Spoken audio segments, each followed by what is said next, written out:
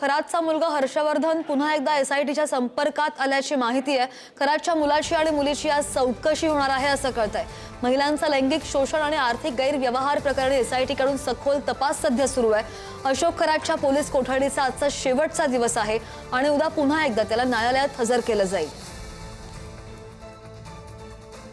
खरातचा मुलगा हर्षवर्धन पुन्हा एकदा एसआयटीच्या संपर्कात असल्याची माहिती आहे। महिलांचं लैंगिक शोषण आणि आर्थिक गैरव्यवहार प्रकरणी एसआयटीकडून सध्या सखोल तपास सुरू केला जातोय आणि या संदर्भात आणखी जाणून घेणार आमचे प्रतिनिधी किरण ताजणे आपल्या सोबत आहेत। किरण, खरातचा मुलगा हर्षवर्धन याची 1 ते 2 दिवसांअगोदर सुद्धा चौकशी झाली होती, तपास झाला होता आणि यानंतर आज पुन्हा एकदा एसआयटी तसा ताबा घेणार आहे असं दिसतंय।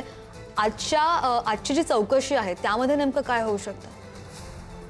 प्रामुख्याने जर बघितलं तर अशोक खरात याची चौकशी करत असताना त्याच्याशी संबंधित असलेले ज्या व्यक्ती आहेत, ज्यांची अनेक मालमत्तांमध्ये भागीदारी आहे, विशेषतः त्यांचा संपर्क आलेला आहे, अशा अनेकांची चौकशी केली जाते।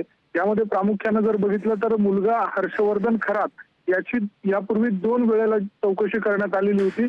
अशा सगळ्या परिस्थितीमध्ये आजच्या दिवशी तृप्त बाला खरात हिची देखील चौकशी केली जाणार असल्याची माहिती मिळते आणि त्या सगळ्या पार्श्वभूमीवर 2 दिवस हा हर्षवर्धन खरात हा एसआयटीच्या संपर्कात नव्हता। आज मात्र तो संपर्कात आल्याची माहिती मिळते आणि त्याची देखील आजच्या दिवशी चौकशी होणार आहे।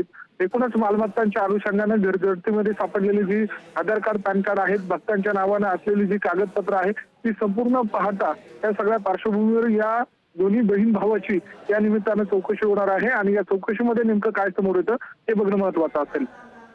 आज नेमकी कोणती माहिती समोर येते का नवीन ते सुद्धा पाहणं महत्त्वाचं असेल। किरण, अपडेट घेत राहू, धन्यवाद दिलेल्या ताज्या माहितीसाठी।